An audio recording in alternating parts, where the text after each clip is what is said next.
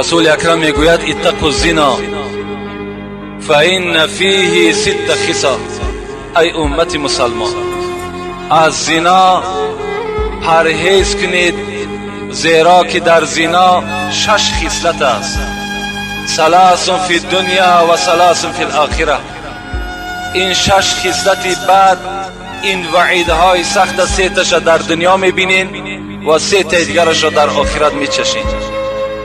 و اما التی فی الدنیا، آن 3 چیزی که از حساب زنا بر ما و شما میرسد، رسول الله چی گفتن؟ اول فذهاب بهاء الوجه.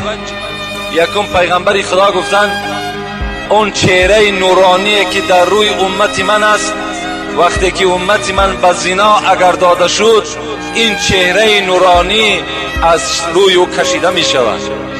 در چهره انسان زناکار دیگر نور اسلام باقی نمی ماند. هیچگاه در چهره انسان زناکار از نور اسلامی چیزی باقی نمی ماند. دویم رسول الله چی گفتند؟ دویم معامله بدی که خداوند در دنیا بر او میکند و قصر العمر، خداوند عمر او را کوتاه میسازد. هر کسی که در دنیا زنا میکند خدا عمرش کوتاه بسازد و پیغمبر خدا هم گفتند عمرش کوتاه است. و سوم و دوام الفقر. رسول الله گفتند سیوم چیزی که بر زناکار میرسد، این اصلا دسترخوان اون نان نمیبیند. اگر چند دولت دارد، دولتی او تیز است که خراب میشود.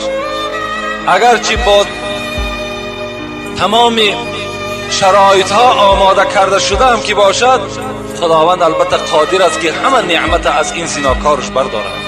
زیرا این زناکار بے انصاف است، زیرا این زناکار تجاوز در امر خدا کردگی است، با خدا جنجال کرده است، با خدا مبارزه برده است. البته خدای نعمت از او میبردارد. و اما التی فی الاخره، 3 عملی که خداوند در آخرت با زناکارا میکند، این چی است؟ اول فسخط الله تعالی. یکم غضب خدا بر بالای این بنده در روز قیامت است. و سوء الحساب، سخترین حساب خدا بالای زناکار میگیرد. و عذاب النار. و بعد اینها معامله کردنش خداوند چیکارش میکند؟ خداوند البته وارد دوزخش میسازد.